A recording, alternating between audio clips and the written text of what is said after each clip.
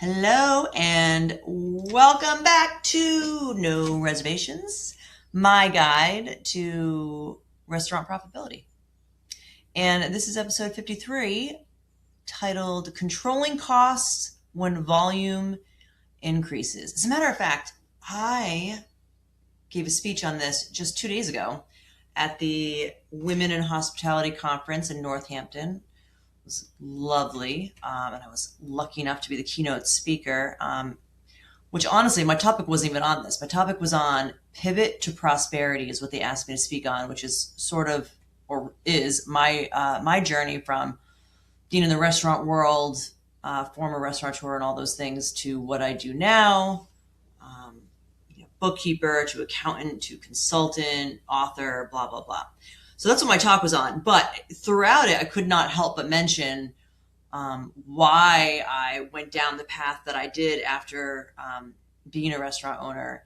And what I had talked about in the speech is, once I started Spark and got let's say the first 40 to 50 clients, that's when I started seeing the same issue really over and over and over again. And that is that every business owner thought that they just needed more sales, and that's, more sales, being busier would solve everything, which is 100% not true. Well, I wouldn't say 100% not true. It's like 99% not true. There are a few examples where it is about sales, but very few. So it's probably not yours if that's what you're thinking. It's, when it's about sales, when you have streamlined and cut all of your costs dramatically, like to the bare minimum, streamlined everything so that you are running lean and mean.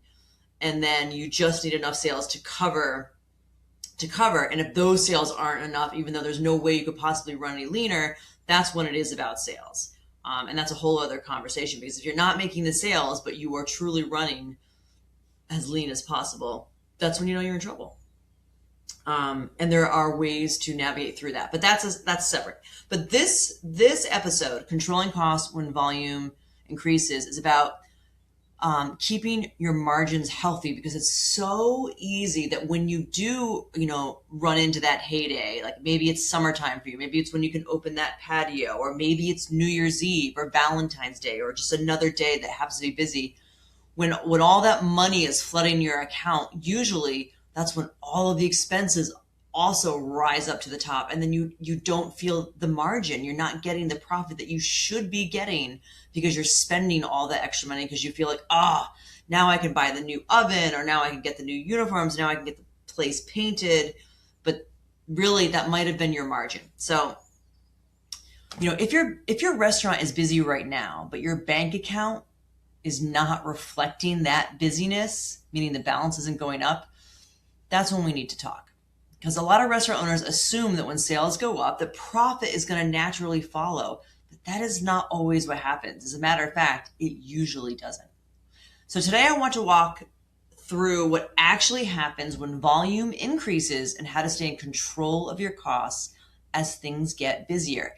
That's what makes the difference. So if you're waiting for that Saturday night, that holiday, that summer season, that New Year's Eve, whatever it is, we need to have a plan for that cash that's coming in, because that's probably what you need set aside to cover all of the days that you were not profitable, right? And if you don't have a system to set that aside, then you're just going to spend that money, and that busy day, that busy week, that busy season didn't mean anything.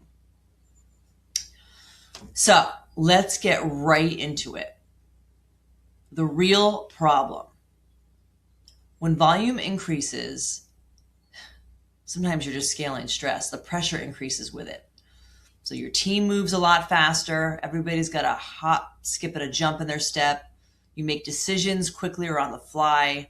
There's less time to really check your systems to make sure you're putting those guardrails up around this new flow of money coming in.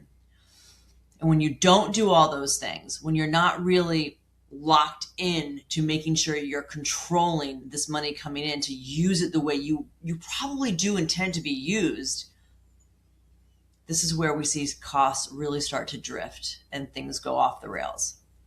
because your labor hours might expand beyond what you had hoped or thought was going to happen. Your food waste could increase, your beverage waste too, but usually food waste could increase because your processes, your systems for prepping, etc., get rushed. Managers stop reviewing numbers weekly because they're too busy and they're just focused on operations. And that's when everything kind of goes out the window. So I'm just going to talk about 3 different places where we see the most cost creep, is one way to put it, or where the expenses fly. So the first one, of course, is going to be labor. So just think about, for example, if summertime is your busy time, whether you're a seasonal restaurant or you just have an outdoor patio, if warm weather is your jam, labor is a big place to watch. Because you might think, listen, we need to bring on that extra line cook or bring on that prep cook. Oh, we need to overstaff because now we have the patio. I mean, maybe some of that is true, but let's be super intentional about it before we just assume that it's true. Oftentimes schedules are built really quickly. We're just going to start plowing people onto the schedule. Often you're without checking the actual target or maybe even the weather. Maybe if you're thinking about you're going to be busy in its patio season, but the next 4 or 5 days of the upcoming week look like they're going to be rained out. Make sure you're checking that. Because sometimes adding extra coverage gets added to just avoid problems on the floor versus what you actually need. And that's just bloated labor cost. So we want to make sure that with the increased volume that you're expecting, that you're hoping for, that may actually happen, we're not increasing the labor to match that. You might have to increase labor a little bit, but let's be super conservative about how we do that. The next area is going to be food costs often that we see because your kitchen manager, your chef might just be over ordering because now there's an extra, 20, 30 or 40 seats on that patio. But let's really think about that. Are you going to use all those seats? How many times might you turn them? So let's look at the weather. Let's look at what you've done in the past. Let's see if there's any way to maybe redo the stations. Is it possible to not add so much extra food and labor to offset what may or may not happen? And I no way want you to sacrifice customer service at all. So there's a balance there. But you might just want to look at what you've done last season, let's say, before you just start tacking on tons of extra costs. So, and when it comes to food costs, if you don't already have systems, portion sizing, the way you prep in place, this can become less consistent and it's just money in the trash. And the prep can get rushed, which also creates waste. We want to really make sure if you don't already have systems in place for how you prep, how you order, portion sizes, what you're giving out, get those systems in place now. At least a couple, if not all of them.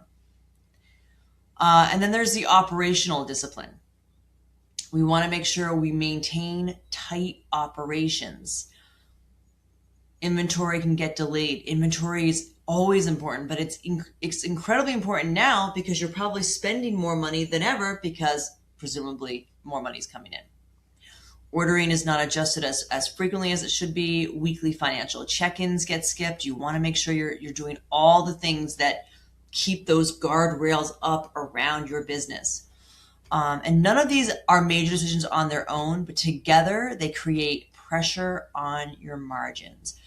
A visual that I have talked about before that's coming to mind right now is if you have a convertible car, let's say, I've been using this visual for years. It's been a while since I brought it up. So if you have a convertible car and let's talk about you've got a busy day, a busy Saturday, a busy season coming up and all that money, just picture it in cash, actually like cold, hard, green cash coming in. And you're putting all that in your convertible. Maybe you're filling up your backseat with stacks of cash. Without having these systems or any type of system around that cash, it's like having the top of your convertible down, the money stacked in the backseat, and you're driving down the highway. What's going to happen? If you're driving a convertible and you got the top down, the windows down, and just cash in your backseat from last night's deposit, shit starts going to fly out the window, right? That's exactly what happens to your money without having, every time I say guardrails, this is what I'm talking about. So instead, have the convertible, but maybe keep the top on and keep the windows up so we can keep the cash inside the car being your business, and use it decisively with discipline and where it needs to go so that you can drive that car even faster and even further. I just made up that part of the analogy, but it actually works. So we go a lot deeper into this entire topic using our Summer Sales Accelerator. That is a program that we designed just recently, but it's great for actually any season of your business. We did it as Summer Sales Accelerator, but if the winter time is your business, it would still work for that. You can just call it the Winter Sales Accelerator. And it's great for managing labor and costs when volume increases. That's the whole point of it, is to make sure that you have systems and guardrails in place to protect that extra volume and make it work for you the way you want it to work for you. So if you want a more structured, kind of thought out way to do that, definitely check out our Summer Sales Accelerator, because it does exactly that. All right, so how to control costs during the busy season. Here we go. Here are a few ways to stay in control as things get busier.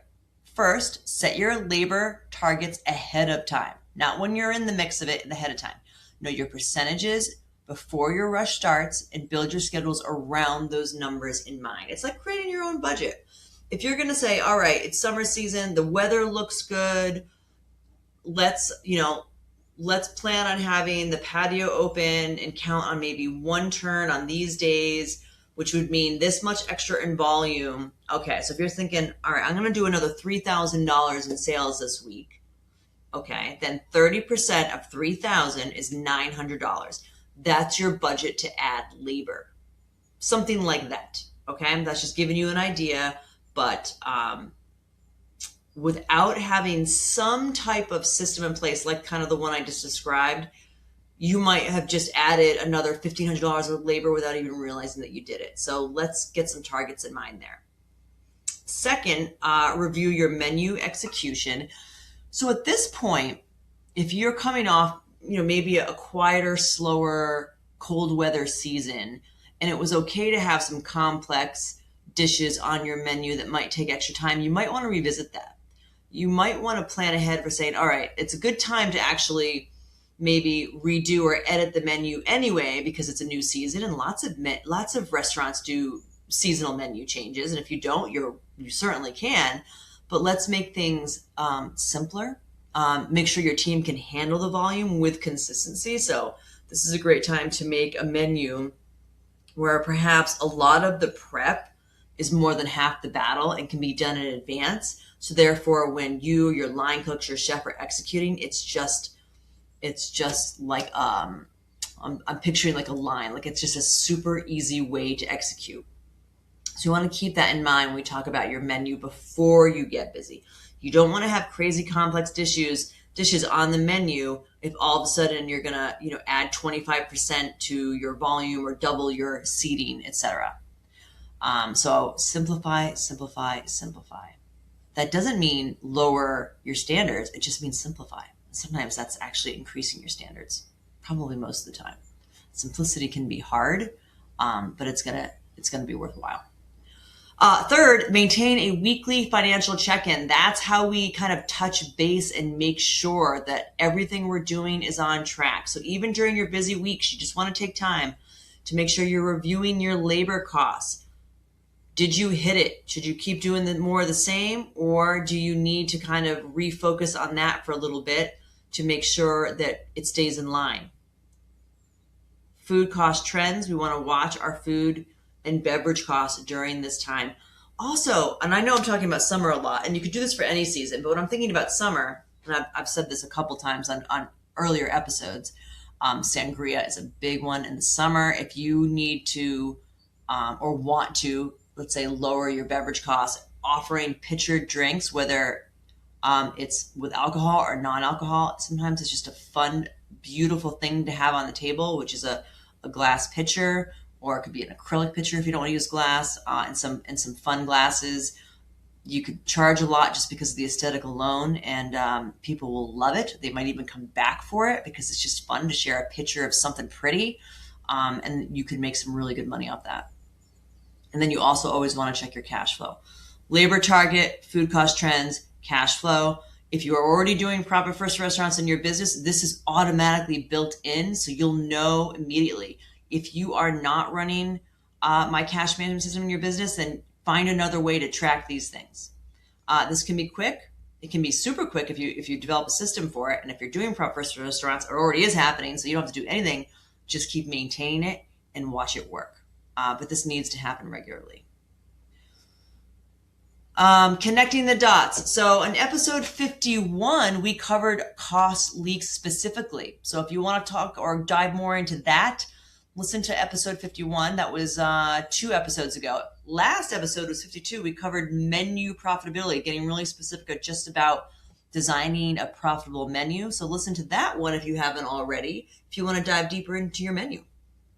That episode focuses on what happens when volume increases and how those pieces hold up under pressure. So I touched on it today, but we went into it a lot deeper on episode 52. And then if you are heading into your busy season and you want more structure around your numbers, which you should have, that Summer Sales Accelerator covers all of that in detail, and it walks you through it with some downloads. If you're someone that likes worksheets, you kind of need, like I'm holding up paper and a pencil right now because that's how my brain works. I mean, I do everything on the cloud. Obviously, I'm on screens all day long, but I also always have a notebook or my day planner in front of me, because for me to write it down with a pencil actually ingratiates in my brain, and I'm going to do it. Without it, I'm not going to do it. That's how I work. I find that's how a lot of people work. It's just kind of nice to have that pencil and paper in front of you. So inside costs in the Summer Sales Accelerator, you can do it yourself, or you can download the free tools that we created for it. But we have cost control in detail, cash flow visibility and how to do it in detail, and systems that support day-to-day operations. So all of that is included. You can find it linked in the description if you want to take a closer look at that.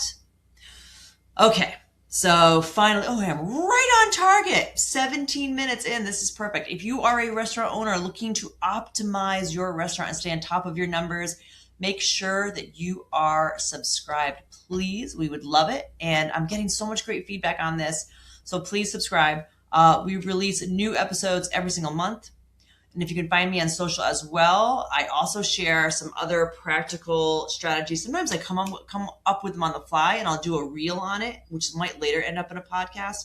But if I don't want to forget, I'll just do a live reel. And some people have commented that really helps them too.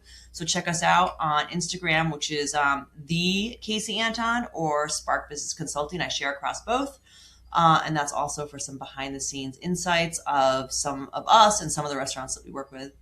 And if you know someone heading into a busy season, we would love if you would share this episode with them. So that's a wrap on episode 53, Controlling Your Costs During the Summer Season. As always, thank you so much for listening, for watching, and please share. All right, have a great day, everyone. Bye.